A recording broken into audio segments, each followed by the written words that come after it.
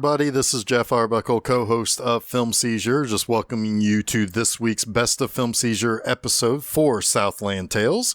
What's kind of interesting about Southland Tales is it's really kind of hard to pinpoint exactly how this movie is received.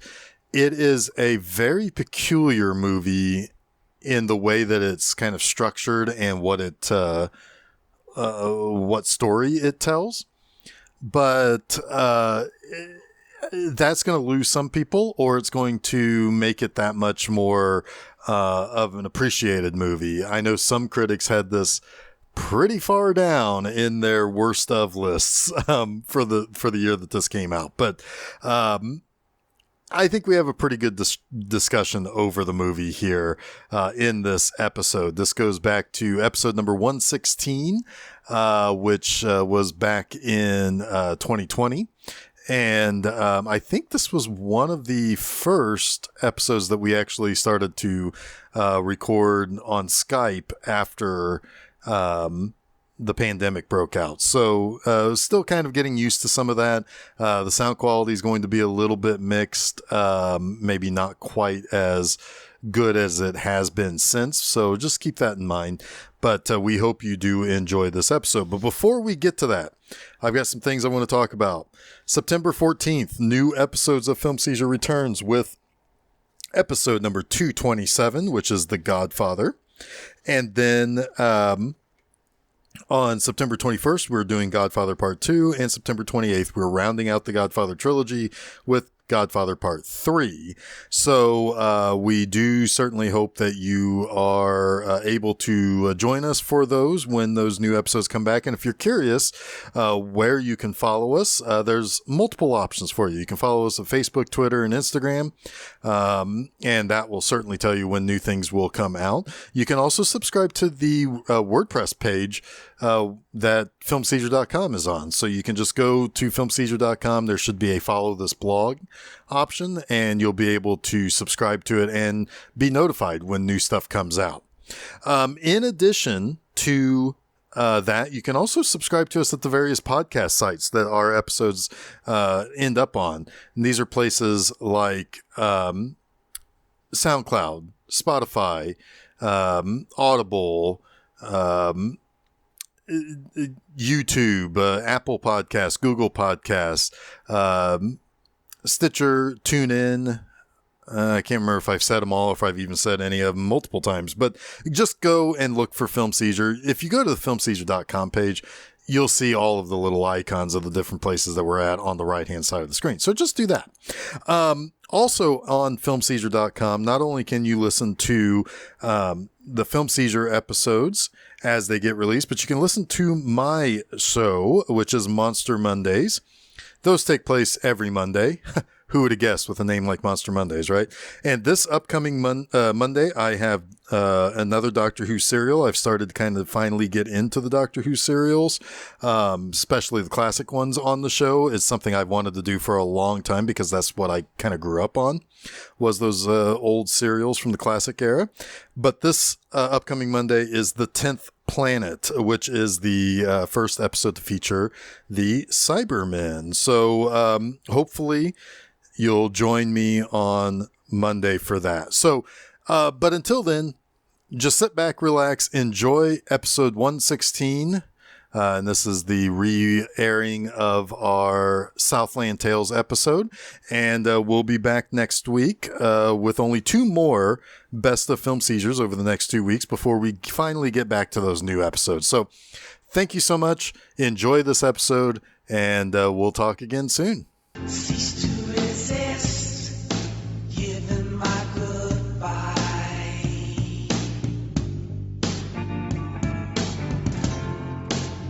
Drive my car into the ocean. Hello, everyone. Welcome to another episode of Film Seizure. I'm Jason Oliver. I'm Jeff Arbuckle. And I'm Chuck Moore. And today's episode is the enigmatic, controversial, puzzling Southland Tales by Richard Kelly.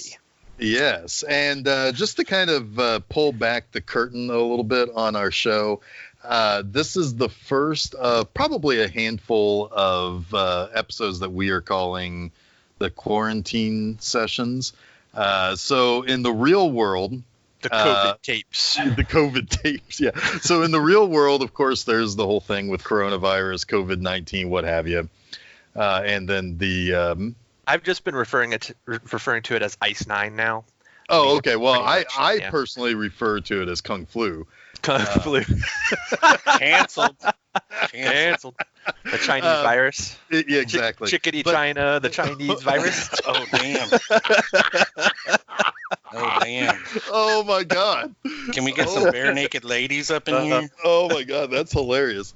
So anyway, because of that, this was supposed to be recorded weeks ago, but various things had too long. Don't read. We basically had to hold this off, and then we all got locked in our homes.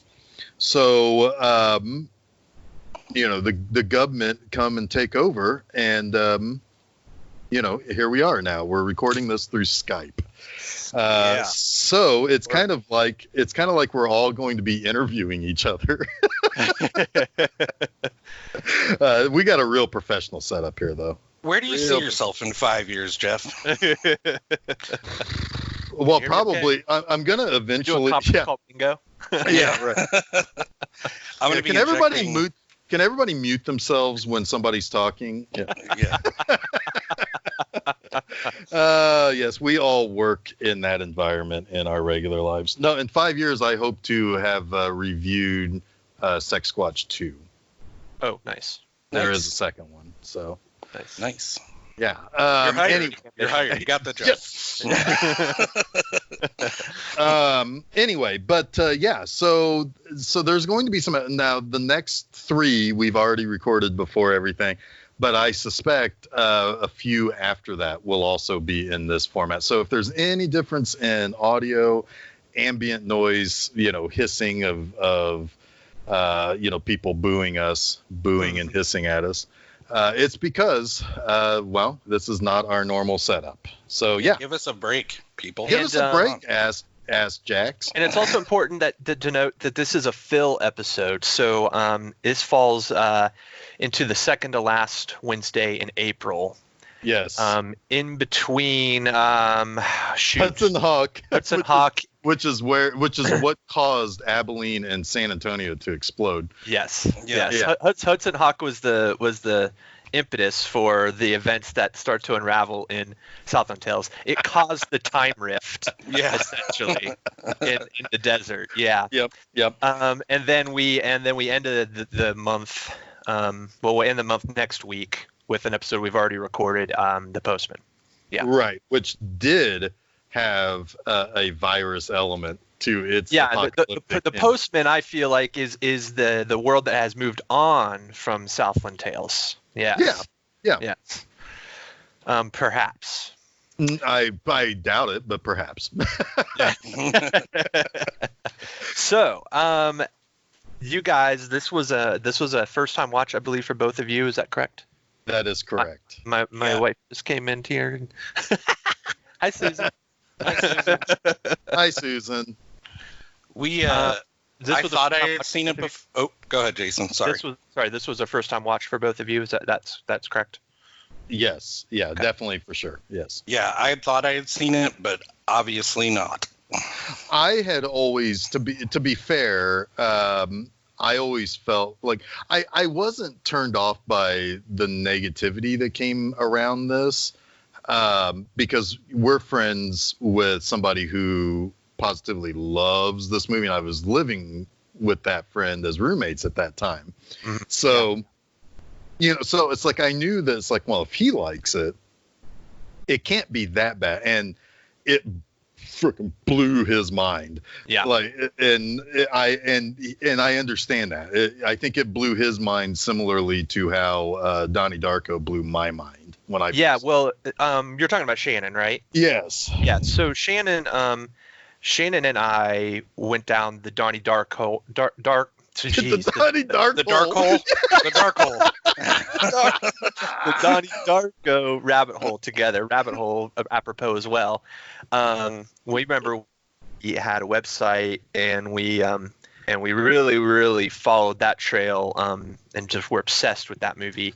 And Right. then, of course, once we started hearing about his follow-up film, Southland Tales, we were following every nugget of information we could about that, including the website, which the website was just phenomenal for Southland Tales. It was the super interactive kind of puzzle, really, of different pieces of information, video clips and things, kind of similar to what Kelly had did for the Donnie Darko website, which was similar. It was kind of like a maze, really, to discover things. So that was the first sort of thing we were latching onto was the website for Southland Tales, which sadly is no longer on the internet. I scoured the earth for it. I even tweeted at Richard Kelly, and I didn't get a response. But it's not out there that I can see. But it was just a really fun kind of thing to unravel all the different pieces of this mystery that we didn't really know much about, that we were sort of learning about at first from. And then, of course, the graphic novels came out shortly before the movie. But I think after the Cannes premiere. The Cannes premiere is really important in the history of this movie because it was famously booed. It was about a 3-hour cut, and it was just booed profusely. It did not fare well. It was also not really finished. According to Kelly, a lot of the special effects hadn't been polished. They weren't really sure about the final cut. I could tell that some of the special effects weren't quite up to snuff. Yeah, and even when they were able to, when they got picked up for distribution, which amazingly they were still picked up for distribution. They went back and they tried to finish some of the special effects, but yeah, they only had so much money. If you listen to the commentary, Kelly kind of points it out. He's like, yeah, I wish we had more money to finish this effect, but he's pretty happy with what they got for the amount of money. But yeah, they decided, all right, well, we have to make this a little bit more palatable, so we're going to cut some time. At the same time, they had the graphic novels came out, which really does do a good job of explaining a lot of what you sort of get dropped into when the movie starts, right? There's just a ton of information, a lot that is divulged in those first 3 chapters of the graphic novel. You don't necessarily need it, though, because in my opinion, the movie itself, the way it's presented, is certainly confusing, but there's so many things and ideas and concepts that are being introduced that it's kind of what makes the movie magical, right? And it gives you the opportunity to just sort of go in and peel away little things and discover things about the movie and about the director's intent and about what the story really is supposed to be doing. And then the graphic novels are kind of there to go back to later, in my opinion, to give you context to the movie. That's the way I ended up appreciating the graphic novels more, was after I had, felt like I got everything I could out of the movie and then wanted more. So anyway, go ahead. No, go ahead. That's a long-winded, I guess, introduction to the complexity of this movie that we'll talk about at length. Right. Yeah, I'm definitely interested now in the graphic novels, having seen the film. I think I originally oddly avoided this film because I love Donnie Darko. I knew it was Richard Kelly, but I think the cast just didn't do it for me. Like, at the time, you have a movie with The Rock and Justin Timberlake and all these people, and I'm like, that just doesn't look interesting to me. But I think now, having watched it, I failed myself at the time by just saying, yeah, I don't want to watch that because of these reasons, which is a younger me, 12 years ago, just being like, I don't have time for that. I wonder also if it means more to me today than it would have been. Considering some of the concepts and some of the ideas in there, because there were a few things that I was really, really digging as far as a concept. Now, whether or not they actually whether or not the movie actually does a good enough job of doing something with that, I don't know. But But there were certainly concepts in there that I was a big fan of, and stuff that I generally think about in the real world anyway. To echo Chuck about the cast, I think what's interesting about the cast is that they were sort of ironically cast the way they were. For instance, The Rock, very, very deliberate in that casting. He's essentially playing a movie star. He's playing himself, who has amnesia, who is kind of a version of his real self, but also a version of an action star who's on the rise, right? In this time, which in 2008 he very much was that. It was like, I was texting Jeff last night. It was like almost like, around that time with the rundown, there was a very literal passing of the torch from Arnold Schwarzenegger to The Rock as the next action star. Like they make the Schwarzenegger's cameo in that movie was to do just that, to comment on the fact that it's your game now, The Rock, right? Right. And that is, and Kelly is so hyper aware of little things like that, because he names the character in the fake screenplay, The Power, Jericho Kane. And Jericho Kane was the name of Schwarzenegger's character in the apocalyptic action movie End of Days, right?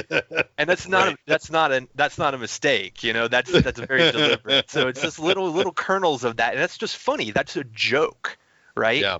And people, I don't think necessarily either get the joke or find it funny, but I do find that it's pretty damn funny. Right. I immediately, when you said go look up the name of the character in that, it's like, because you'd asked me if I'd seen it. It's like, I don't know. There were so many like late 90s Schwarzenegger movies I didn't remember, or I know I saw Eraser. I can't tell you anything that happened in it other than there was a rail gun in it. I think that was like the whole, like, I think that was the MacGuffin. Anyway, but anyway, I was like, I don't know. I don't remember if I saw that movie. I might have. I probably did. I don't remember any of it. And for some reason, I always think of the cover of that. Remember in Total Recall when he had those things over his eyes? Those like electronic, like almost like what you wear when you go into the like tanning bed. But anyway, I always thought that was the cover of that movie, and I don't think so at all. I think that's just. I think that was like Sixth Day or something. Maybe that's what it is. End of Days was the one with, like, it had fire and brimstone on the cover and everything.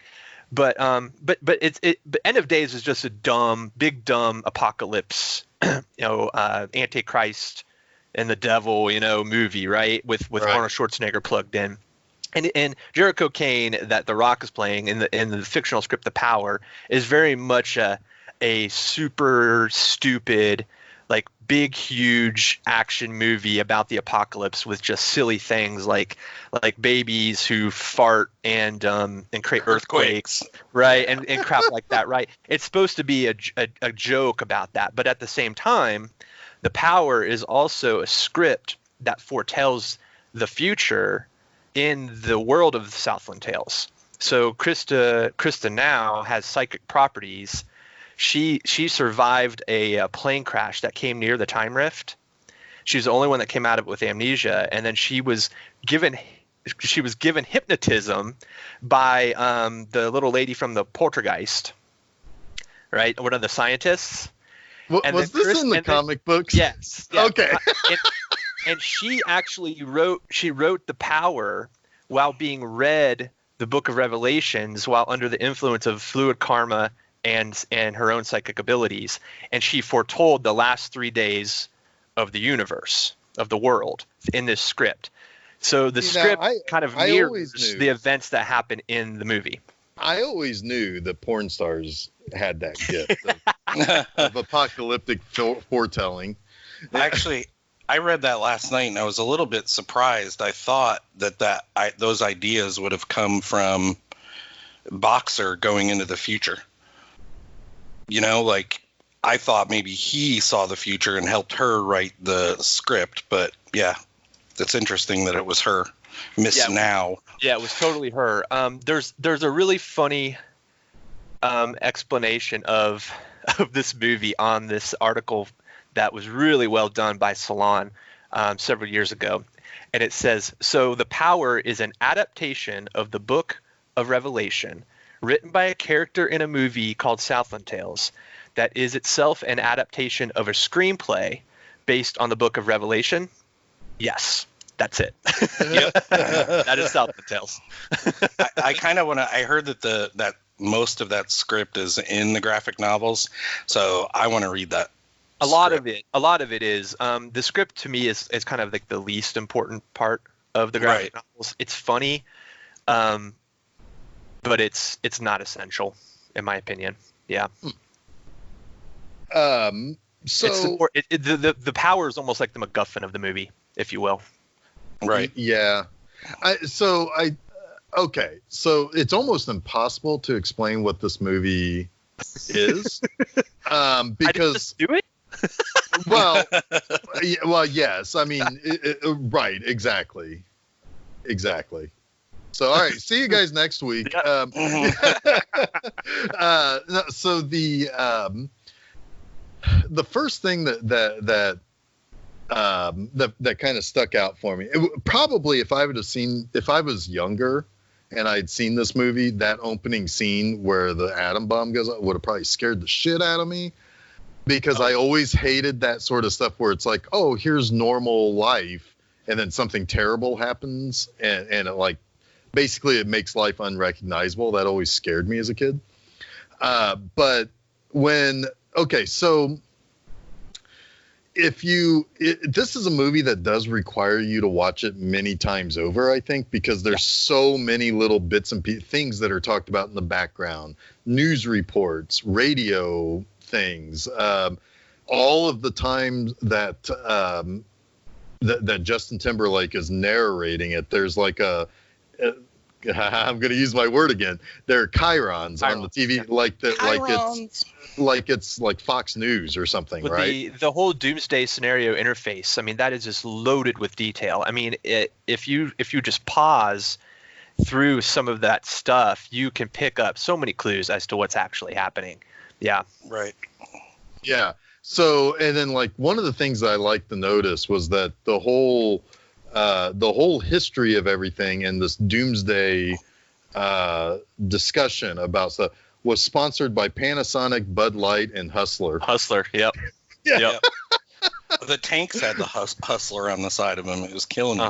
Yep. Yeah. And that's okay. So this is the first thing I want to say about this movie. This is obviously a movie that is playing with some political ideology, right? Like you've got, because of the event that happened that blew up the two towns in Texas, it expanded the powers of the Patriot Act, and the world, at least the country, was swinging heavily conservative. Yeah.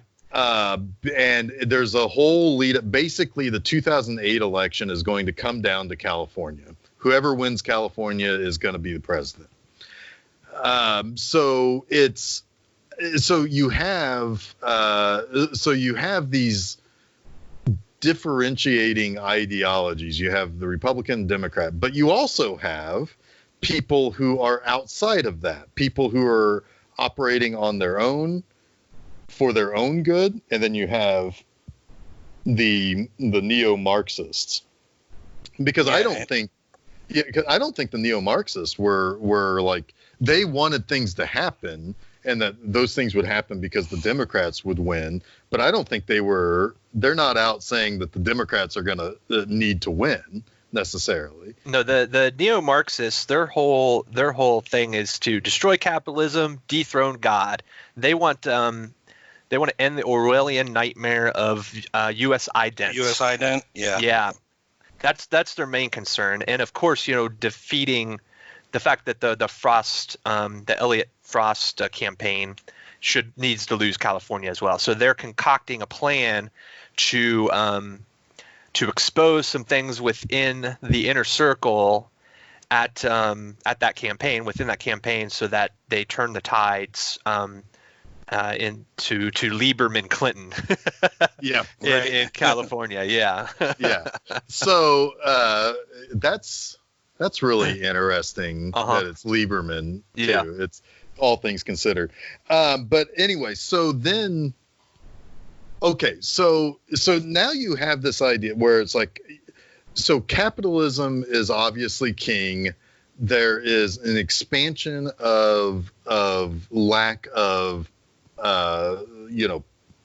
privacy. Basically the neo-Marxists, and let's face it, they are domestic terrorists, but they're also Americans who are being gunned down at the whim of a senator's wife, who is the second in charge of Department of Homeland Security, right? Yep. U.S. ident or whatever. Right. You're right. She's the deputy secretary of defense, I believe. Yeah. Oh, okay. That's okay. I think that's what she is. And she runs U.S. ident. Yeah. Right. So you still have people. So that makes for a fascist state fighting against what would ultimately be a communist uprising. However, all of those fascists don't have any qualms with all of the Marxist comparisons when you get to the end of the movie, where you have the guy from Princess Bride. I can't. Wallace. Yeah. You have him, and you have his mother, who are descendants of Karl Marx's wife. Right. Everything is named after either Jenny von Westphalen or Karl Marx, and they're riding around in a fucking blimp.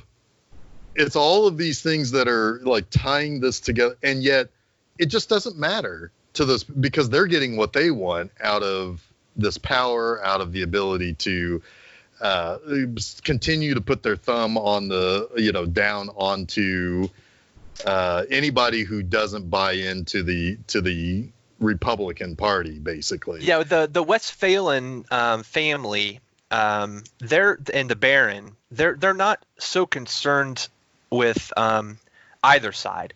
They're concerned more with world domination, especially the Baron. The Baron is a megalomaniac. He's power hungry. He's insane.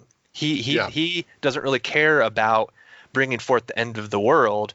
He's just competing at the margins. Like he's a guy who makes deals for Liquid Karma, to bring Liquid Karma into Japan for fingers. He does not really have motivations other than domination. He's like really a perfect Bond villain in a lot of ways. With everything turned up to 12. Yeah. Yeah. Yeah. So he doesn't necessarily have an end game until the next thing, right? Right. He's always playing, with manipulation. He's playing both sides almost the entire film, or the entire film. And then his mother and some of the scientists, they kind of start to realize that.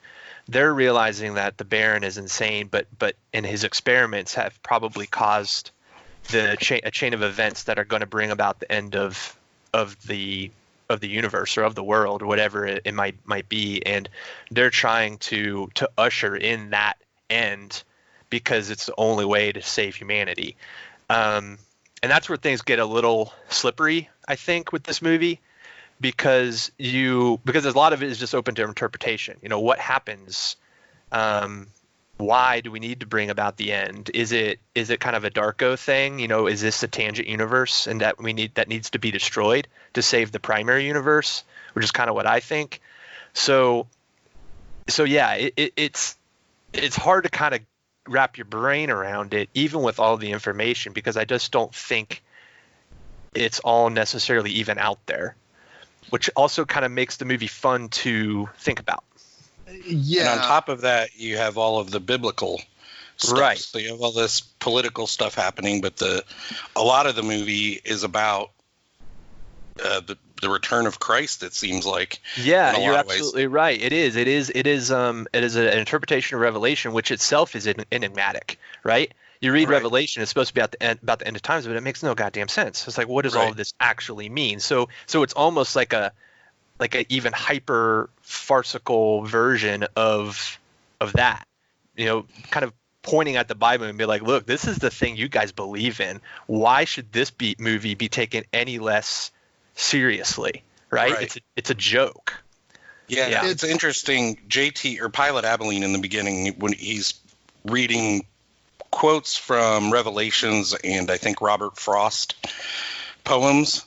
And then you go into when we first find Boxer Santares, and something I was like thinking about the entire movie when he is in Karen Now's apartment in the beginning. She looks at his back tattoos and says stigmata. Mm-hmm. And I was like, did I hear that right? What is this? Why is she just randomly saying stigmata? And it makes sense later, Mm-hmm. but I don't know. Yeah. I don't even know where I'm going with that necessarily, other than I was following the biblical references a lot more than the political, I guess, as I watched the film. So there's a lot you could pay attention to multiple things on different viewings, like Jeff was saying earlier. Absolutely. Well, one thing I was saying was that it's funny how the biblical stuff is not. I mean, the biblical stuff is there where some of the mega cable that USIDENT has put together now, there are biblical stations on there, but there's not a single one of the government people that has anything to do with any kind of biblical anything. Like, it's almost like, yeah, whatever, it's like, just let people drink their beer and listen to their stereos and read their pornography. As long as they're doing what we want them to do, they can do whatever they want. Right, and so therefore we have a Republican Party or a conservative party who is not at all, not really at all. I mean, if nothing else, just paying lip service to religion. Right.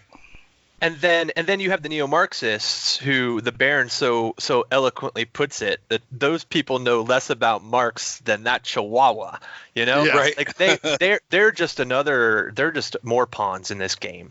Right. And I think it's another joke that the neo-Marxists are all played by stand-up comics and poets and movie stars and artists, right? So Kelly's kind of making a joke about Hollywood there a little bit, and he goes one step further by casting actual comedic actors as roles, right?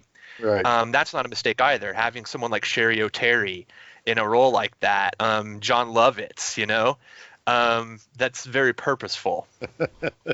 Well, Right. I know I had read that his original plan for this movie was to poke fun at Hollywood, and then 9/11 happened, and it's like, basically took a big eraser, erased everything out. And it's like, all right, time travel, or so. It's I would love to know what's going on inside his head. There's more to that too. To finish the point on the casting and the neo-Marxists themselves, they're also infighting, right? They're also competing. Like Sherry O'Terry's character, she ends up just wanting a payday with John Lovitz, the Burt Bookman. Gotta love that name, Burt Bookman. Yeah. So really, they're falling prey again to capitalist competition, right? They're looking for wealth, and some element of safety, I guess, if you will. So yeah, they really know shit or care or don't really give a fuck about Marxism. They're just they're all kind of looking out for themselves in different ways. They're taking the sexy bits of Marxism and then putting that on a pedestal, which is probably the least important stuff. Mm-hmm. The other thing too about sort of the genesis of the idea of this movie definitely was kind of a thing that Kelly had been kicking around, but you're right, 9/11 happened, and that's kind of where the two roads diverge sort of thing comes in to play, right? We have a kind of a choice as a country to go one way or the other, and Southland Tales is kind of like, well, what if the events of 9/11 truly take us to our end, to our apocalypse. This is what that might look like. And he wants to kind of tell that story as a cautionary tale, but also as satire, as something that you can laugh at, right? Which is where I feel that this is the greatest Vonnegut movie that's ever been made. Because when I read Vonnegut, I always think, I've seen adaptations of Vonnegut's work, and they don't always really work. They never quite strike the right tone for me. But Southland Tales strikes the right tone of how I read Vonnegut, because the satire is so ridiculous and sharp. And it makes sense that Kelly would infuse that into this movie, because he was also writing a Cat's Cradle adaptation for Darren Aronofsky that never happened. So he was already kind of playing around with these apocalyptic ideas with the Cat's Cradle script, and infusing, I would expect, the same level of tone and satire into that he ended up channeling into Southland Tales. So I also, because you talk about the satire there, and for me, where it comes through more than any place else is the combination. And how did I write this in my notes here? So there's there's a lot of combination, particularly when you hear the news reportings going on in the background, where there's a lot of vapid exceptionalism, oh, these people are doing this thing over here, and oh, it's going to be the greatest night in Los Angeles history when this blimp comes out of this building, and then it's immediately followed up by something that has a lot more importance to it, it's going to be the greatest night in LA's history, and we also expect this to be the first riot since 1992, and so in the same, just blocks away from one another, you have people who are trying to eat the rich while the rich is just not caring. It's well, we've gotten whatever we want, and isn't it great? And people and the people in between those two groups, well, unfortunately, they're probably leaning more on the side of the rich. The rich have a curious power over a lot of people they shouldn't. And the metaphor again, comes to fruition there with the conclusion of the movie, of the last chapter of the movie, where the two roads that were diverged now converge again, and it brings about the end. Yeah. Yep. A couple other notes I just want to get to real quick.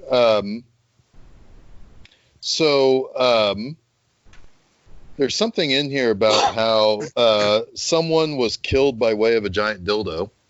That was one of the news reports. That was on the radio, I think. See, I think I missed that. Then you're using your fluid karma antenna to pick that up, aren't you? Your glowing orb. Your glowing orb really tuned into that. Yeah. Right. Yeah. The scientists say the future is far more futuristic than they predicted. Yes, that's so That great. cracked me up. That's my line favorite. kills That's me. my favorite Kristen outline. Yeah.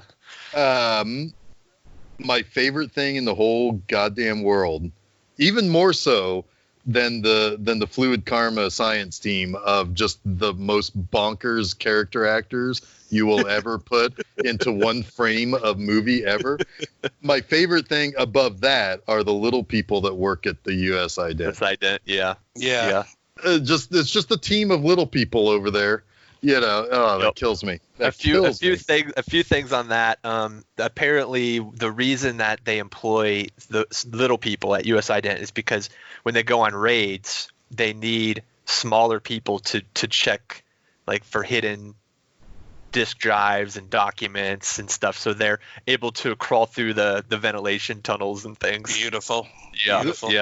Yeah, that's brilliantly ridiculous. Yes, isn't it? Also, another thing too, the quote you had, the scientists are predicting the future will be far more futuristic than they had initially expected, or however that runs. That has been Richard Kelly's Twitter, his main Twitter quote, His pinned tweet, quote or whatever. Yeah, for his Twitter account for 12 years now.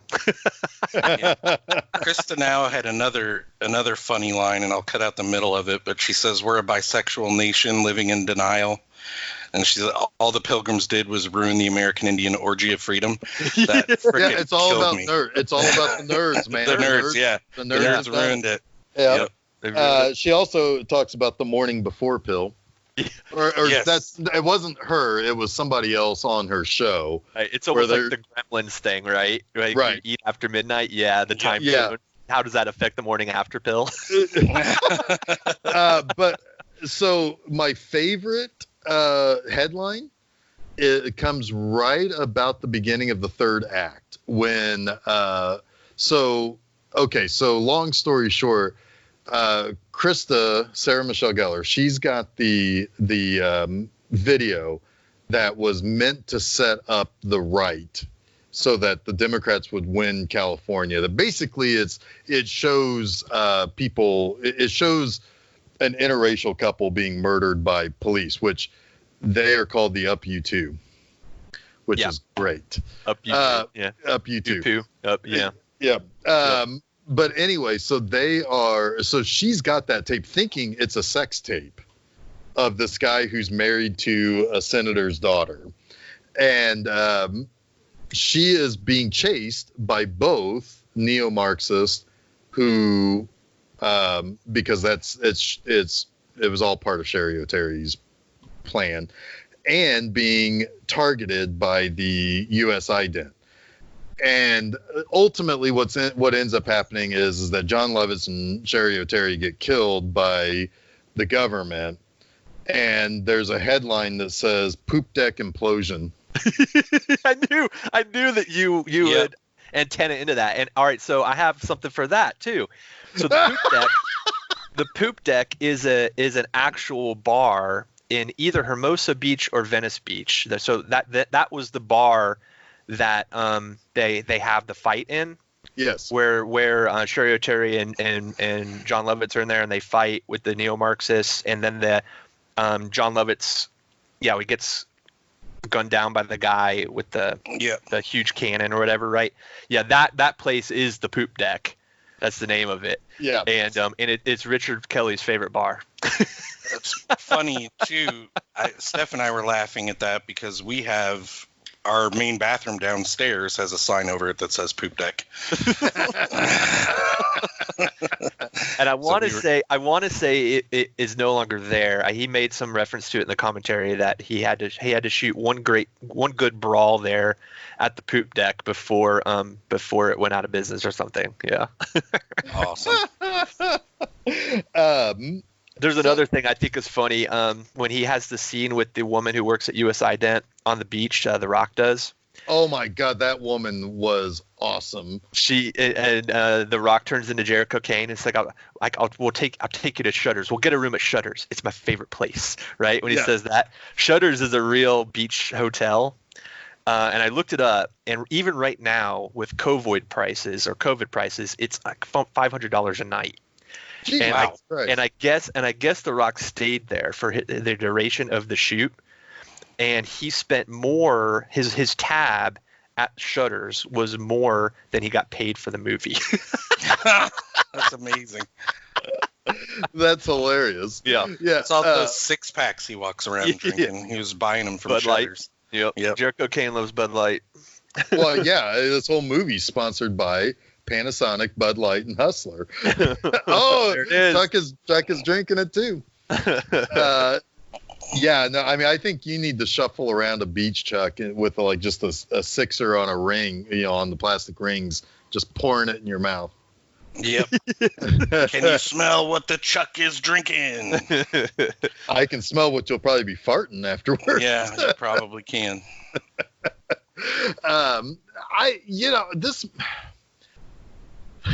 We haven't even talked about Sean William Scott, the most important character in this whole movie, I think. Yep.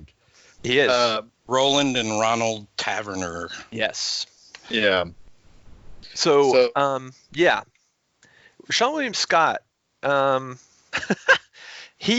think he feels a little underused in this movie. It's a little bit of a sleepy performance because he essentially is the primary role he's playing is a double of himself that was created when he drove Boxer Santos through the time rift.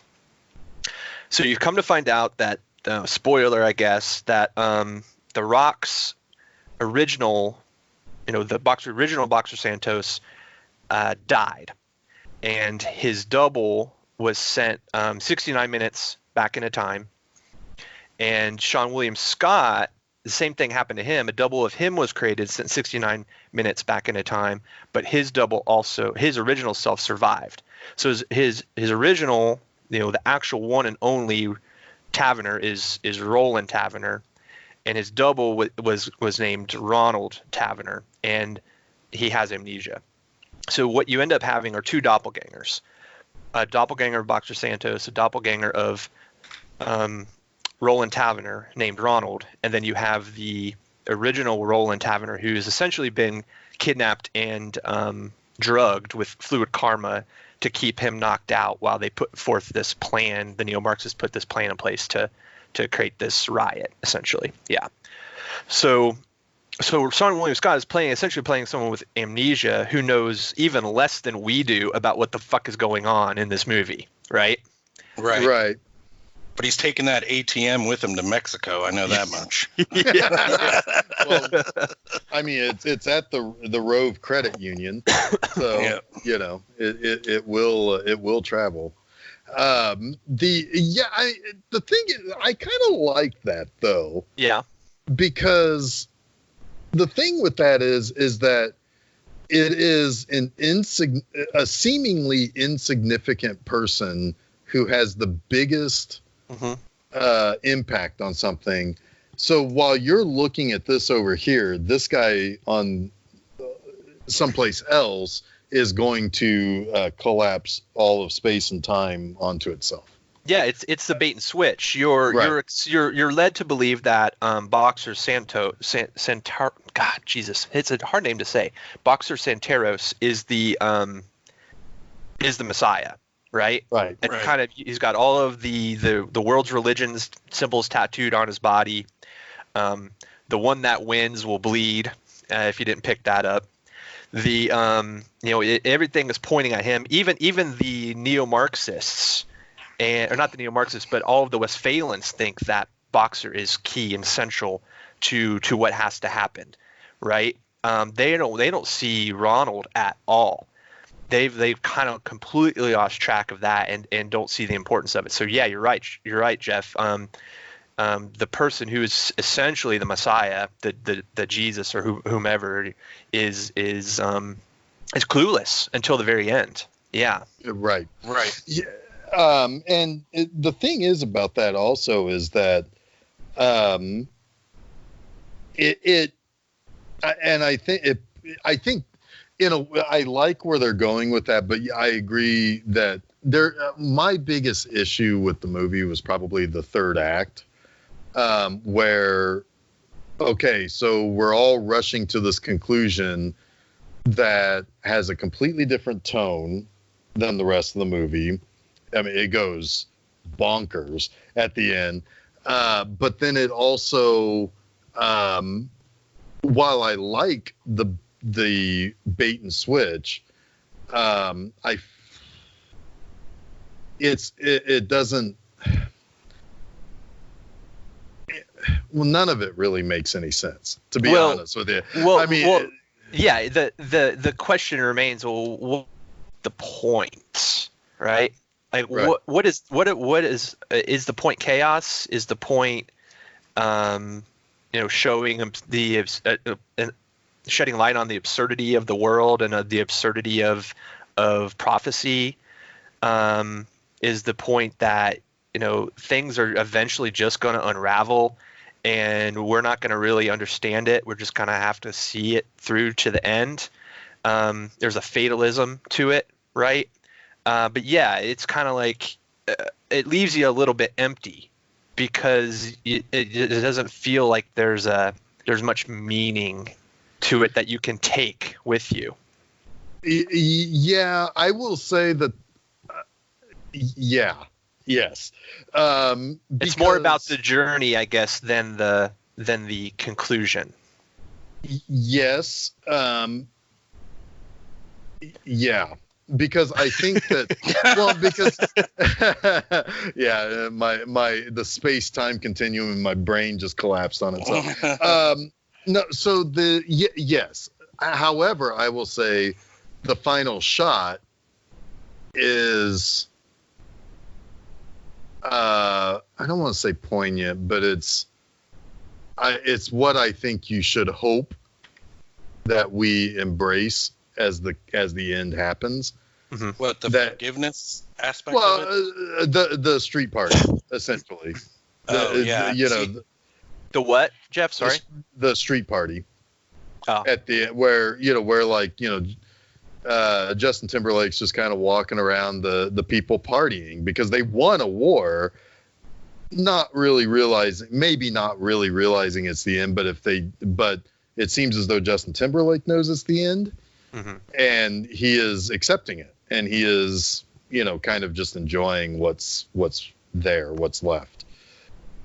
Well, he also he recognizes that his best friend was able to find peace. Yeah. Well, he was able to give him that. Why are we calling it the end? Are we 100% sure that the world ended that day? No. Because Timberlake or Abilene is talking about it as if it were in the past. He's still alive the whole time he's talking about it. And I think bureaucracy or whatever you want to talk about was destroyed that day with the Zeppelin getting blown up. And in Christianity won because Ronald or Roland, I get mixed up in the two, but when they're holding hands there and the light is shining, one of them is blaming himself for Pilot Abilene getting hurt, and the other one's saying, I forgive you. I forgive you. So the whole idea of like the Christ-like forgiveness for people, for their faults, for their mistakes, is what really wins in the end. It seemed to me. And the Rock's back tattoo of Jesus bleeds. Which it's supposed to mean that religion won as well, which is kind of weird. It feels a little heavy-handed. I agree with that. If you ask me. I agree with that. But it's not one of my favorite ideas in the movie. But yeah, for sure, there's a Christ-like forgiveness that's happening, and in a whole thing is again, it's kind of showing the absurdity of the end of the New Testament, right? Which is all about Christ. Right. Yeah. Well, and it's also saying, I think in a way, a sly way of saying, you don't need the forgiveness of Christ. You just need to forgive yourself, which is what Ronald and Roland are doing, right? Like you don't need a celestial being to forgive you. Yeah. Forgive yourself. Yeah. But that's the way I saw it anyway. Yeah, I think that's a great interpretation. I think Richard Kelly would like that. Cool. All that religion stuff went over my head. But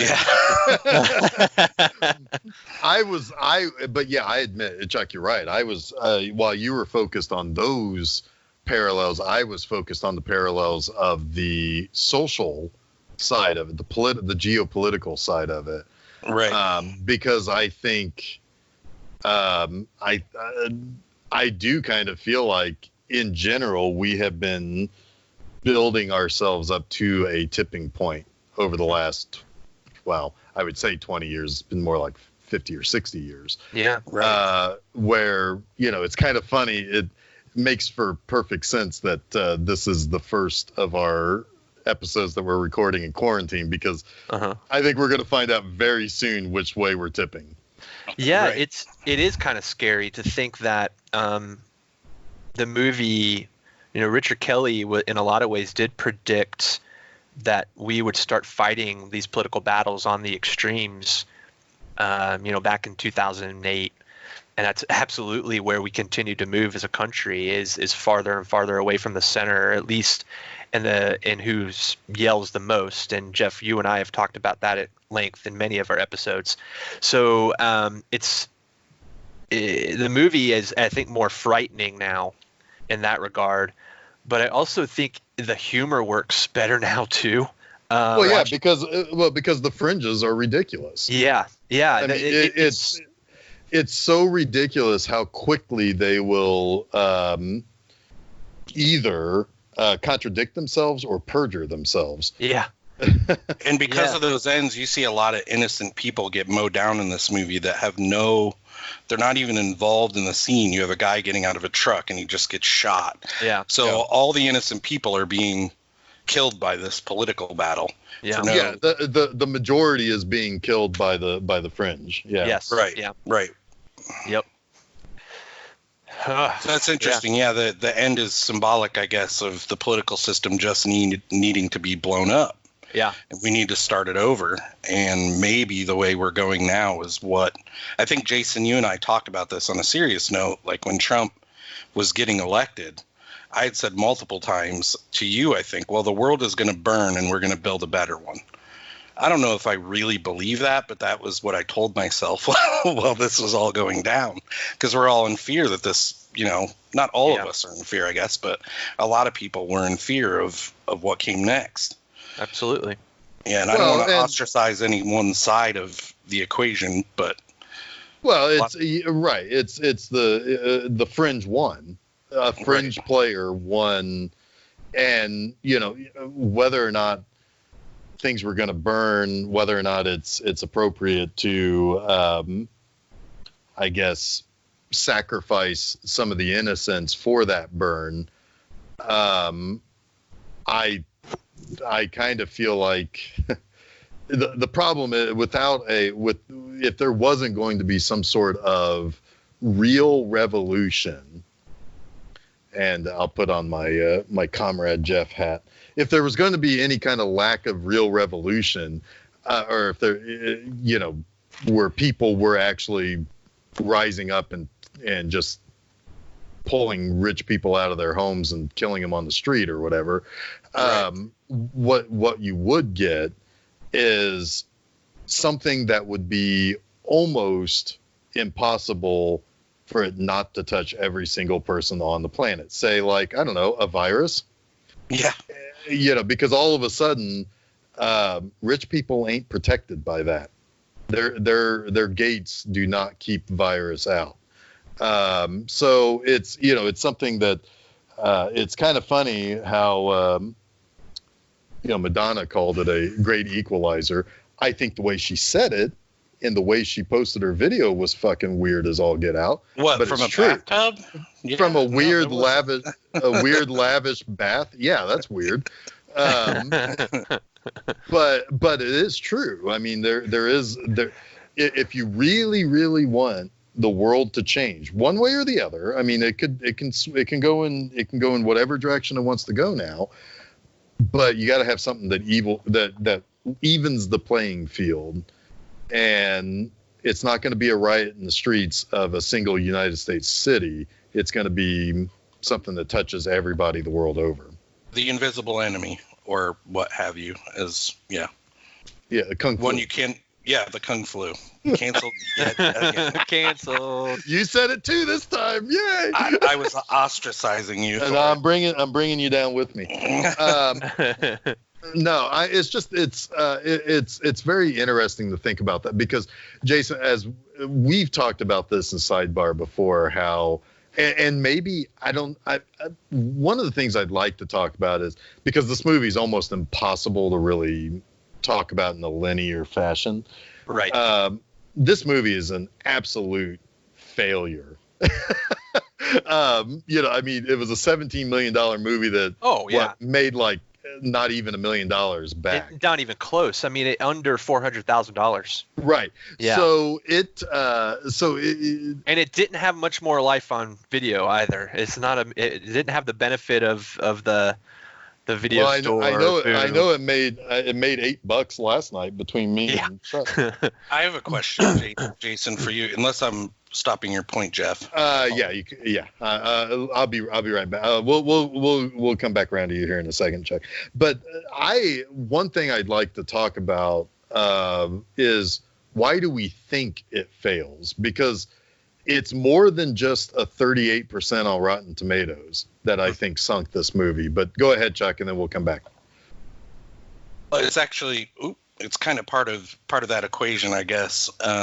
I was going to wonder aloud if this movie would have been, or the story would have been more successful if it were serious, if it left out the overt satire for more subdued satire, I guess. That's an excellent point, because I think if this movie was made in the 70s, it would have been funnier. They would have leaned on that, and we'd be looking at it 45, 50 years later. Yeah, you'd have Don Knotts and Tim Conway in it, or something like right. They would be, part of the neo-Marxists or something, but right. So you would have had a different, it would have leaned on that more. Whereas this, I think, I don't know if you can tell this story seriously and do any better. But I want to hear what Jason thinks. I think on Chuck's question, I think that the movie's tone is perfect for what the movie is trying to convey. I didn't always believe that. And I didn't necessarily believe that when I first saw it. I thought I was confused tonally, but I think that was part of the point. There's just a lot of deliberate artistic choice in this movie that just takes time it took time for me to digest. Right. Now I couldn't see this movie any other way than how it is. I think the casting is perfect. I think the tone, the way the comedy plays it's just what it should be. Now, does that work for everyone? No. Is this the kind of movie that people wanted to see in 2008? Maybe not. Right. I think it did confuse people. To answer Jeff's question about why did it fail, I don't think that a comedy apocalyptic farce about the end of the world and the Patriot Act was really what people wanted. It also suffered from the fact that it didn't really have a lot of confidence in the promotion behind it. There was a writer's strike that happened when this movie was released, and neither Sarah Michelle Gellar or The Rock were able to promote it. They had their television appearances on the big network cable or whatever, the big talk show, late night talk shows were canceled, so they didn't get to promote the movie. I think people were a little bit intimidated by the idea that there was more of the story in a graphic novel, and they didn't really understand how that was going to work. And Kelly couldn't get that out to enough people in a way that they could digest it.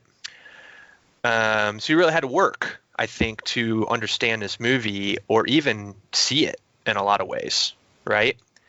And that's just not how the general public consumes film. It doesn't to consume like a big budget movie. It's just not.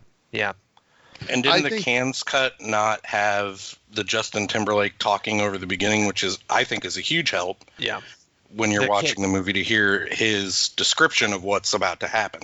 The Cannes cut did not have a lot of that. It didn't have a lot of the Doomsday Scenario interface stuff with the chyrons and all of that. It didn't have a lot of the special effects finished. It just wasn't. It wasn't a finished film at all. And he was never really able to recover from that. He wanted to introduce it at Cannes as a work in progress, but his publicity team told him not to. They said that could damage the reception, and then turned out that couldn't have had a worse reception anyway. So he probably should have come out with that disclaimer. It would have maybe helped. The Cannes cut is interesting. But really, ultimately, he wants to release an ultimate cut that reinserts a lot of the scenes that were cut from the Cannes cut, but with a lot of the finished effects and narration and graphics and things that you get in the theatrical. Yeah, so I have a strong feeling that Arrow is working with him on an ultimate cut. I think maybe that's why he's a little bit quiet on Twitter right now too. Is he's he's probably not allowed to say a lot right now while they're working on it. Arrow has dropped a few hints that they will be releasing Southland Tales in some way, shape, or form. There's not really a reason to do that unless they're coming at it from a new perspective with a new angle. So I think we're going to get Kelly's full vision, at least in regard to the movie. He also wants to produce an animated prequel, which would essentially take the events of the graphic novels and turn that into an animated feature. I don't know if you'll get a Netflix release of that prior to the Arrow release or something. Sorry. Yeah, I don't know if Arrow's putting up the money for that or not, but that would be really cool. So I think that we could be on the cusp of a big Southland Tales something here in the next year. That's something that okay, so that brings up another question that I have then, because one of the things that I kind of wondered about, we've sort of talked about one of these aspects before, very briefly, very kind of succinctly, but not on the show, but just in general. I can't even remember what it was that we were talking about. But I wonder if, one, people get uncomfortable or unnerved when the villains are people that are in our own government that are successful at doing what their villainy is. It would be like saying, hey, anybody who's named Jeff who likes cats, also likes murdering 8-year-old girls. That's probably not something that I'm going to feel very comfortable watching. Right. It would be like turning a mirror on yourself. You don't want to see all of your imperfections. And I wonder if sometimes, we don't mind it when a Mission Impossible movie has people in the government who thinks Tom Cruise is not very trustworthy. How many times has he failed? So far, never. But somebody always says that in one of those movies, right? And what happens in fucking 6 of those movies? He's ousted. He's disavowed or whatever. Right. It's one thing for something like that, but it's another thing when it's hard to know who the hero is and we're fighting against ourselves. So is that uncomfortable to audiences? Is that something that audiences shy away from and don't want to consume? The other thing, and this is the thing that we've talked about before, is that it's really, really weird how much we don't like rich people being vilified. Yeah, there are times where you can do it, and there are times where you can do it right, but the general public seems to care a little bit too much about people who have money and therefore have power. And there's a lot of that in this movie too. And I wonder if just people just naturally just don't want to be around it. But with those questions or with those statements, do you think if Southland Tales came out in 2019 instead of 2007 or 2008, do you think it would be more accepted and more popular and make money today? No. Really? I don't. Because I think the joke works better now because it was told 12 years ago, right? If that makes sense. Because there are things that have come to light in the last 12 years that this movie sort of predicted. It predicted the future, and I think there's more magic in that now. I think if you were to release this movie now, it would just be too on the nose, if that makes sense. And I think it would suffer from some of the same issues that it suffered from in 2008, where, we're living this. Why do I want to watch a movie about it? Right? Somebody very famous would be railing against this film, though, which would probably help its viewership in some sense. I think the other problem is while the casting was deliberate, the casting was also, I feel, a big detriment because you put The Rock in a movie in 2008, people are expecting big dumb action, and then what they get is not big dumb action. It's total, it's this half serious, half farcical Orwellian nightmare of a movie that nobody knows how to approach. I think that the rug was pulled under some people, and it never got any steam behind it from word of mouth, because the people who did see it early, thinking they were going to get one thing, were confused. Yeah, I think a lot of this movie reminded me of, maybe not the film itself, but tonally, like Starship Troopers. So I could see a lot of people just not even getting. I didn't get Starship Troopers when I first watched it. Like, I'll be honest, I was like, "What is this?" Mm-hmm. And now I kind of get the joke. I enjoy it a little more. That's the genius of Verhoeven. Verhoeven, when he makes something like RoboCop or Starship Troopers, he can make a movie that is, on one hand, a big dumb action movie, but slip in all of that satire, right? Right. Or build something big and dumb around the core of satire that is there for you if you want that sort of thing. Right. This movie is sort of the opposite of that, right? The big dumb action movie is in there, but it's the small. It's not, the light isn't shown on that as much as it is all of the conspiracy, right? Yeah. So it's harder to get a handle on. Yeah, it's the smoke. It's not the fire. Where in like Verhoeven films, the fire is the big dumb act, or the opposite. Never mind. You know what I mean? Yeah. But yeah, if you turned up like all of the political factions and all of the more propaganda satire in Starship Troopers, and made more of the focus on that rather than following these young cadets through the military, through their military careers, then you would have had, I think, a similar problem with Starship Troopers as to this, where you wouldn't have had people who were just along for a ride, right? And, to see and aliens get blown up. Yeah, maybe getting a little bit of social commentary on the side. Yeah. Right. Yeah. Not that Starship Troopers was any grand success as a movie, box office wise, but I think it's pretty fucking smart when it comes right down to it. Yeah. It knew exactly what it wanted to do, and it accomplished it. I think I think you hit it on the head again. It was, Starship Troopers was more interesting to talk about than it was for the general audience to go see.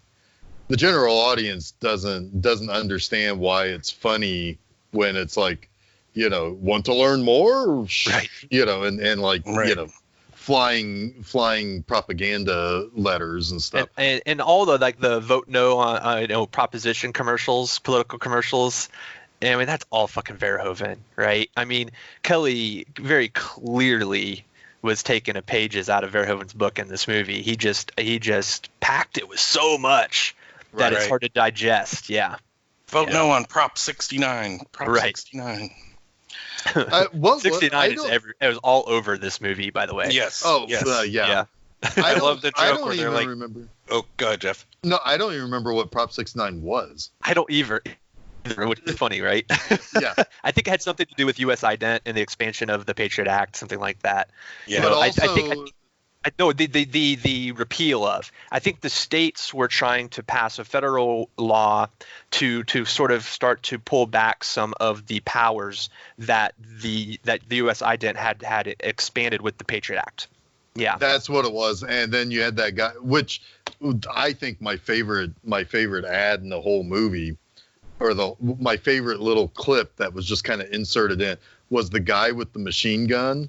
It was basically like, if you libtards don't think I should shoot, it's like, I'll just do it myself. And it's like, I just saw a 2017 political ad.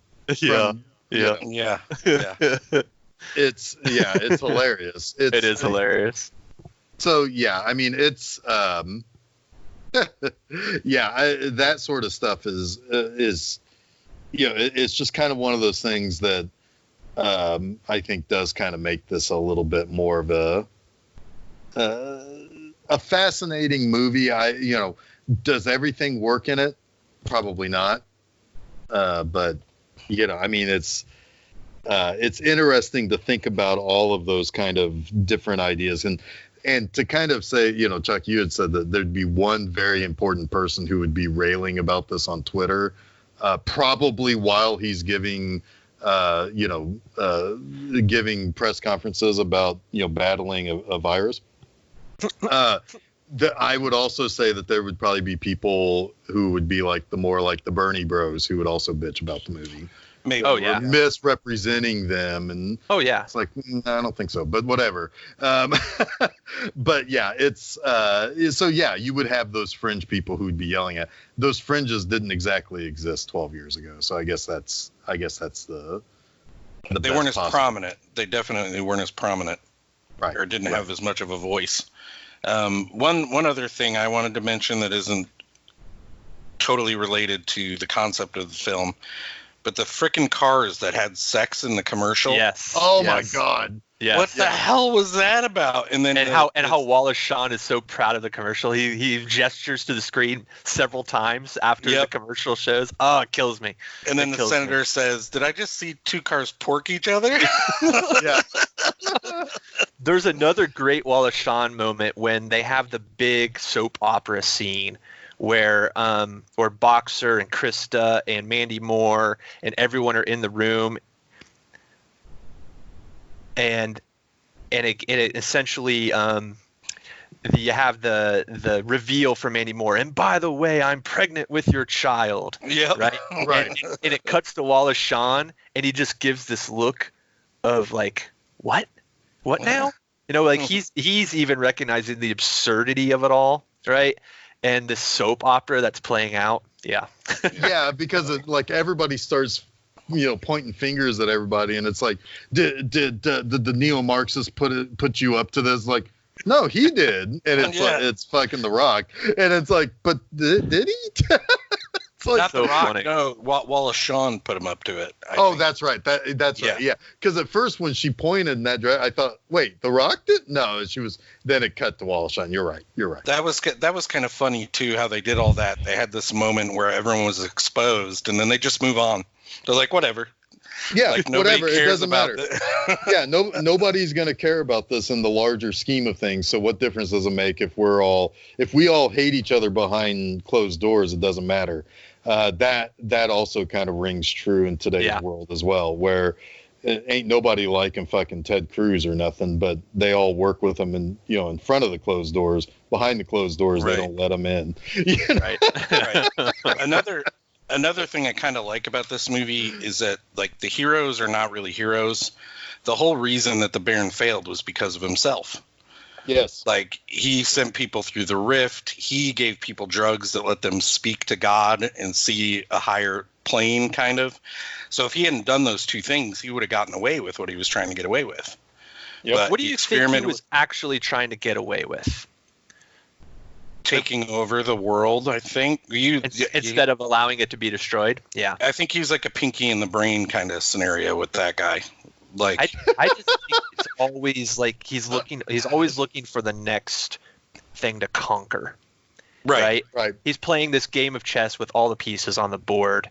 And he doesn't really know where the game's going to lead him, but he knows he's gonna win. Right. Yeah. Yeah, and he basically destroys himself because nobody else, like Roland didn't do anything to end the world, not on purpose anyway, or none of that was on purpose. Yeah, and Roland wasn't even on his radar. You know? It was all Boxer. Yeah. Yep. Oh, he almost acted like he had no clue that he existed. The only two people that remembered him in the end was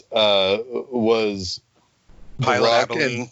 Well, I mean, as far as like the higher ups that were like, manipulating all the pieces, the only two people in that blimp that knew anything that this person existed was The Rock and Bailing.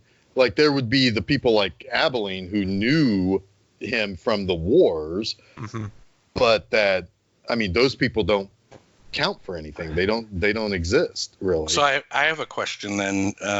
Jason, maybe you can, or maybe Jeff, you put this together.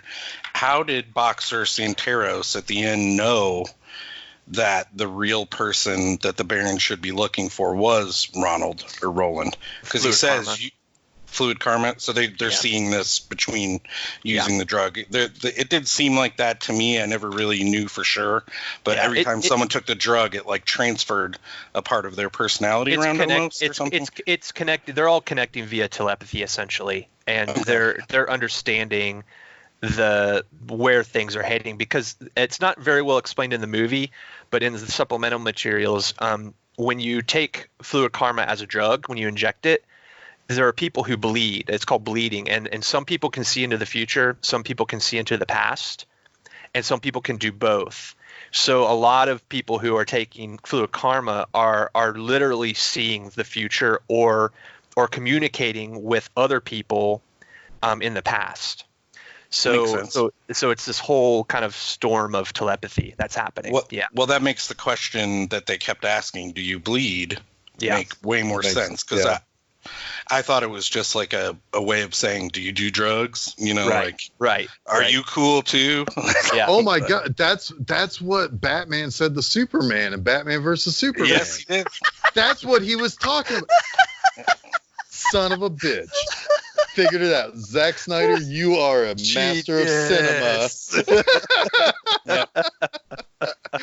It wasn't about their mothers having the same name. It was the fact that they both had telepathy with one another. Why do you know that name?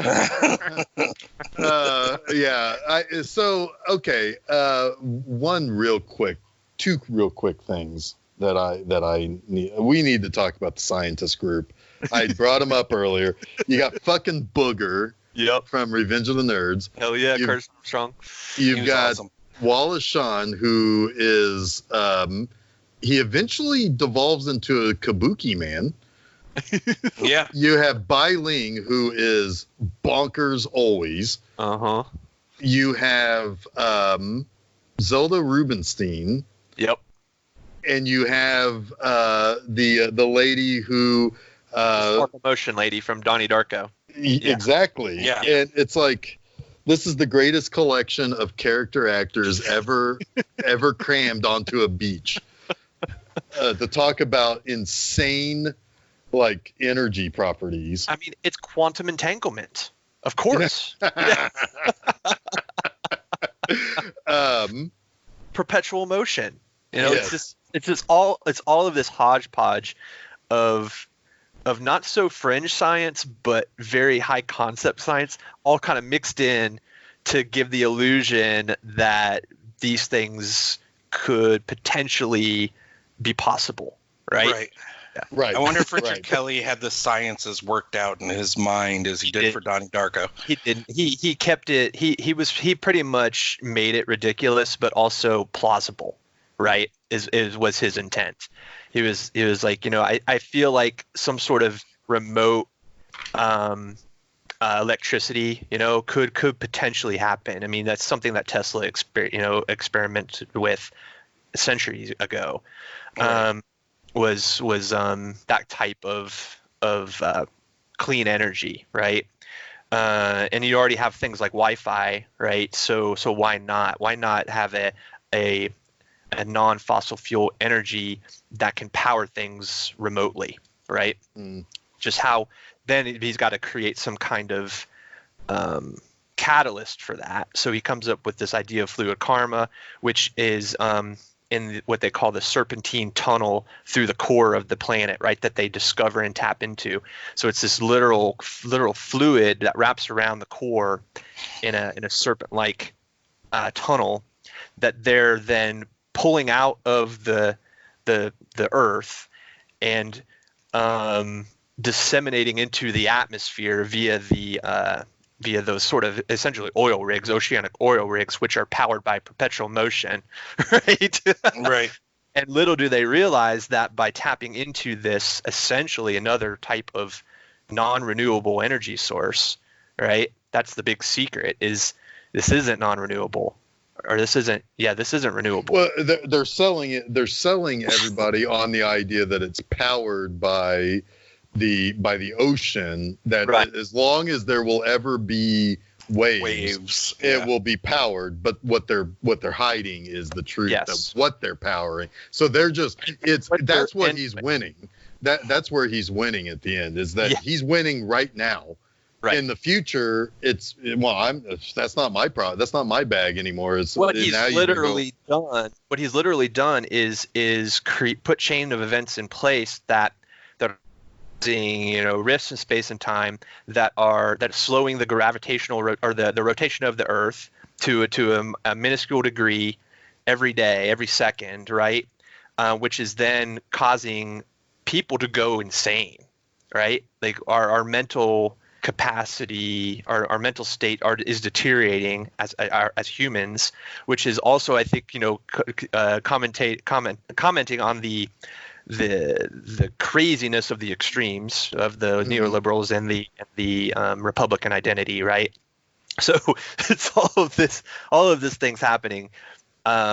So the science is wonky. It doesn't make any fucking sense. I think we'd know if there was a fluid caramel tunnel around the core of the Earth, but it's still based in some sort of plausible idea of a renewable energy that's clean that could also have nefarious motivations behind it, where maybe it's not as good as it seems, right? It's too good to be true. Right. Right. So okay, all of that stuff I understand perfectly. Right. I've got the equations like written on a whiteboard, but there's one thing I didn't quite understand, and that was a interpretive dance fight between Sarah Michelle Gellar and Mandy Moore, and how can I get involved in something like that? I actually wrote a note for that. Good. Because here's the thing that is sort of fascinating but also disappointing about this movie is there are actually answers for everything. Richard Kelly is more than willing to tell you what things mean in this movie. He's not like David Lynch, who won't tell you shit, right? He'll be like, well, yeah, I was thinking about this, or it's a commentary on that, or it's a metaphor for this, right? However, I don't really know that I've heard him specifically say what that scene is about, but I have an idea that it's probably just as simple as a literal love triangle, and the fact that this boxer isn't the real boxer, right? He's a doppelganger, so he doesn't really belong to Mandy Moore, and she realizes that. And he doesn't really belong to Kristen Now, and she realizes that. But they share, her version of Boxer is Jericho Kane, and Mandy Moore's version of Boxer is dead, right? So they're finding a part of what he represents to them in that moment, and they're sharing him, right? And it's probably just as simple as that. If you're looking for an explanation, which really kind of just sort of demystifies the whole magic of that scene, which I find to be poignant in a way that feels more emotional than that explanation, if that makes sense. Yeah. Okay. I did see. They're also accepting their fate at that point too. That's so true. like, Yeah, that is true. So they're just trying to come together in one moment of peace and harmony before the end. However, it seems like in that moment, they're both concerned that the boxer Santeros is not going to die, not that they are going to die themselves. Could be. So do they not I mean, they even said it. He's going to die. He's going to die. Yeah. Like, they didn't, I don't know. I didn't get that necessarily. I was like, well, they all know they're going to die, I think, but they're acting like just he is. But he seems to escape somehow at that moment. To me, it looks like he lights up and his tattoo burns. It looks like he leaves the plane of existence and everyone else dies on that dirigible or whatever. I don't know. Yeah, you're right. I don't think that his purpose in it all doesn't feel fully realized to me. Other than he is just meant to be the herald of the winning religion, and the Right. decoy The diversion, the diversion for Roland to do what needs to happen. Yeah. Which is just find himself, right? Yeah. And if Roland didn't, or if Boxer Santeros didn't kill himself, because he was supposed to be alone in the car, right? Right. Roland wasn't supposed to be there, so the Baron, I think, expected for Roland to have. That's why he expected him to be important, because he was the only one that went through. Yeah, And then he Roland wasn't finds out- supposed to go through. Yeah. Right. And then when the Baron finds out someone else went through, he gets kind of pissed. Yeah. But yeah. Right. Oh, there was one other scene that I definitely wanted to make sure we talked about. Chuck, you brought up what you thought was going to break my brain, which it didn't, because again, I totally understand everything but sexy interpretive dance fight Right. about this movie, and that is so there's another character that is also involved in all of this that we've not talked about at all. And he is somebody who comes and gets fluid karma from Justin Timberlake's pilot Abilene. And I assume pilot is meant to be like Pontius Pilate, right? I don't know. Okay. I mean, that's what seems to make sense there, right? It could be. Yeah. But because Pilate is not a normal name. No. But so he gives them some of that stuff. And of course, later he's the person who essentially brings Roland and Ronald together by happenstance. But then so after he leaves that scene, Justin Timberlake has that dance scene with the very like the USO dancers in like basically a midway.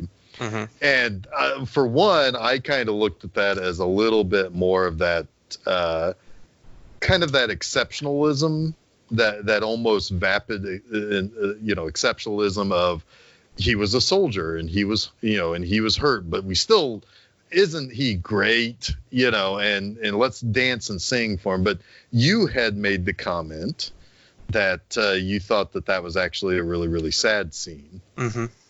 Yeah. I think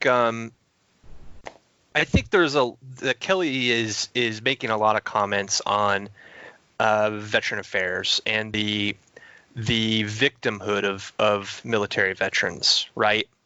I think a lot of the really important line that is sort of hard to decipher, that I'm a pimp and pimps don't commit suicide, is commenting on that. It's commenting on veterans who, with post-traumatic stress, who take their own lives. They don't really commit suicide. They're another victim of the war, right? Mm-hmm. So it's not fair to really say, well, they took their own life. Their life was taken from them from the wars that they fought. They just weren't shot, by the enemy in the same way. So I think that's part of that scene is when he's singing that song. It's very important that he's singing that song. And again, this isn't something that it's explained in the movie, but that's the song that he's listening to on his iPod when they go into Fallujah, him and Taverner, and Taverner accidentally frags him with the grenade. So he's remembering that moment as well. And he's worried about his friend, and he's just emotional about the state of the world's collective psyche. I think he's kind of realizing that with everyone else, what's happening. Yeah. Huh, all right. Well, You had brought up Martin Kefauver, Jeff, and I don't know if you mentioned anything about that anagram. Yeah. Of his name, and Freakman Virtue, I mean, I don't know necessarily what that's speaking about, but it did make me wonder if there are other anagrams hidden in Southland Tale character names to be found. I didn't do any searching on that, but Jason, has that ever been brought up that you're aware of, or is it just him? I don't know. I don't know that I've ever gone that deep into my research, which I'm sure there's something there. Yeah. I'm sure there's a lot of things we've missed or that haven't been discussed. It's possible. I don't know for sure. Boxer Santeros is the most bizarre name ever. Yeah. You know, so it's got to mean something at least, if not, you know. Well, yeah, I thought there was going to be a theme in character names because boxer and pilot, they're all like profession or, you know, but it didn't continue. So I was like, okay, I guess we can drop that as being something kind of significant. Yeah, I've not read anything or I haven't heard any. There wasn't anything in the commentary about that kind of stuff specifically. I'm going to bring something up, and Jason, you might think I'm crazy, you might think I'm awesome, but you have Boxer. You're crazy awesome. Kind of the fighter herald of the coming of Christ or whatever. Pilot kind of drives the story, right? Because he talks about everything that happens. And Roland becomes Christ. I wonder if the Roland name matches up with Child Roland and, you know, the Dark Tower. The poem? Yeah. Maybe. Yeah. I wouldn't be surprised. I never really thought about that, but sure, why not?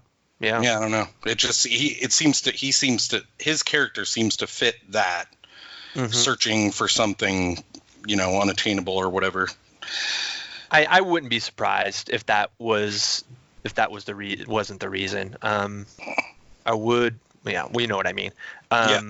He, you know, David Kelly is very upfront about how deliberate he is in the choices that he makes. He doesn't just pick things out of a hat, right? So I would be very surprised if it weren't in some way linked to that idea. Yeah. Yeah, because poetry's the poem used itself. Yeah. Yeah, poetry's used in this film anyway with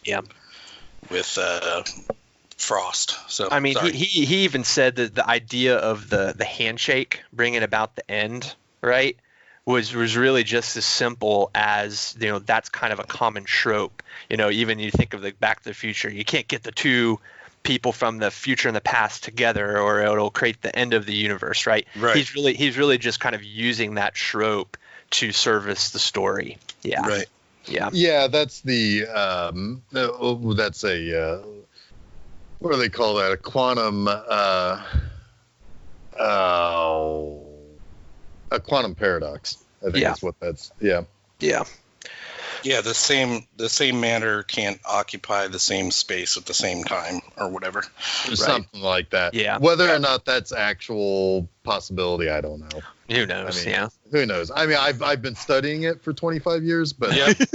It's on your whiteboard, but it is. It's the equation that you wake up every morning and you stare at, and you're just like, I'm missing something. I need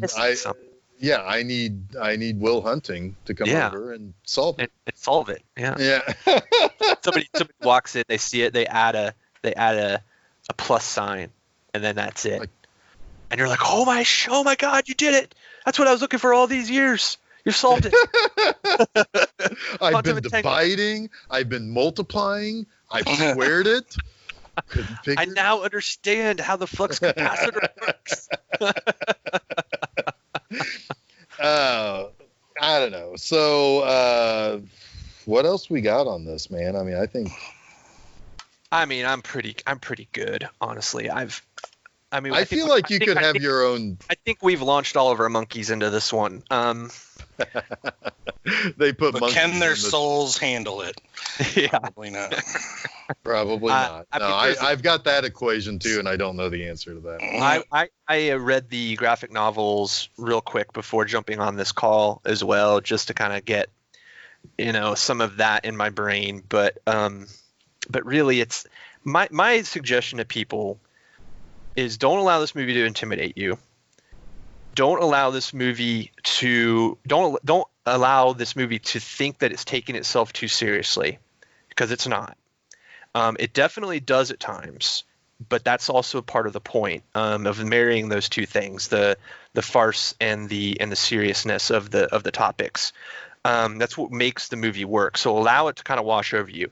Watch the movie without trying too without trying to expect to make sense of it all, because it will frustrate you if you do.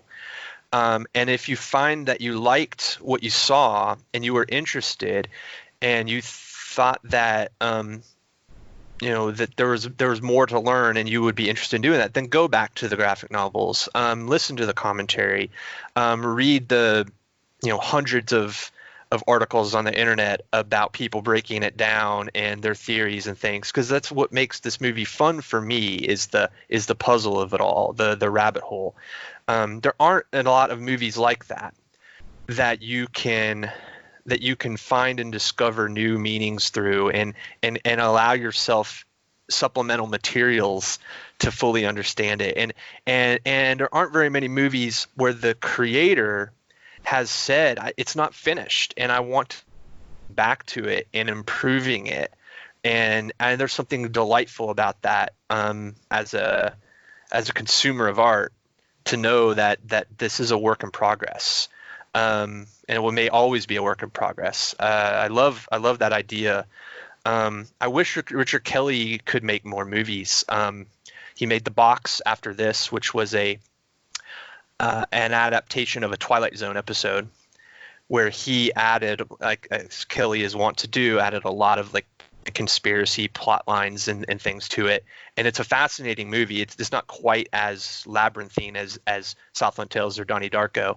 But it was pretty favorably reviewed. But he hasn't done anything since. He hasn't done anything in 10 years. I think he still writes a lot. I would still love to see his Cat's Cradle.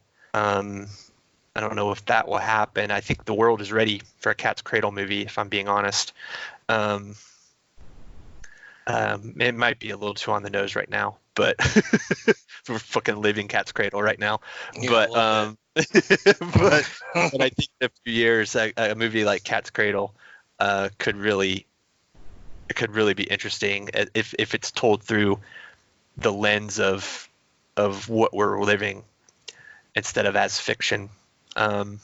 Anyway, that's kind of all I have left to say on the matter. I love this movie a lot. I always, every time I watch this movie, I'm afraid that I'm going to recognize it as the box office failure that it is, and not as the artistic achievement that it is.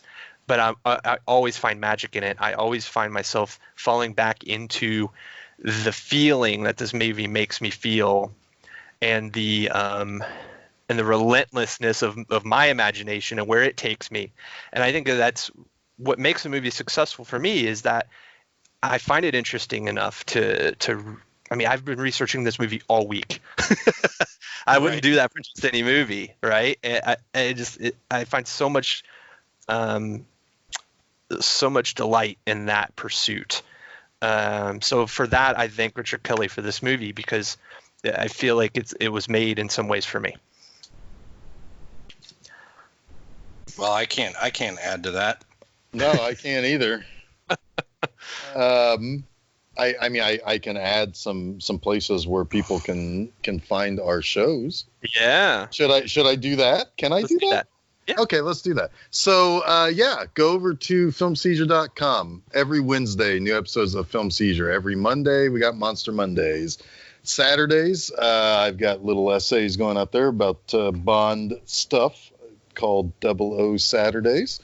Next week, we have The Postman as kind of the finale to our Big Swings and Misses month. Fridays, you can go over to bmovieanima.com. I got business over there for you to read. I don't know. What anybody else got anything that you can think of? Facebook, Twitter, go over there, follow us there. Yep. You can see everything that we post, everything that we put out there, we post there. So that's probably a good way of doing that. And as far as any of the places where our show is generally found, you got the Apple Podcast, Google Podcast, Stitcher, Spotify, TuneIn. I'm sure I'm probably forgetting one or two or four places wherever podcast can be. But you just go to a place, find a little box, type in Film Seizure. Something probably comes up. Yes, something comes up. Some Something things comes up. come up. So, And then also don't forget to come back next week for our last episode of April, our April theme of Big Swings and Misses for The Postman, where you get to see Kevin Costner play tic-tac-toe by himself. Yeah. Yes. He's so And bored. he loses. Yeah, he's so bored. He loses a game of tic-tac-toe to him. All right. So until next week, I am Jeff Arbuckle. I'm Chuck Moore. Sorry. And I'm just sorry, I stepped on your line there.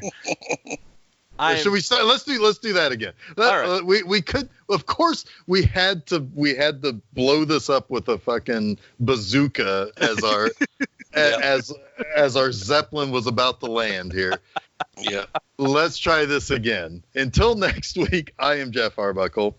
I'm Chuck Moore. I'm Jason Oliver, and you have been listening to Film Seizure, but also Nobody Rocks the Cock like Krista now. Yeah.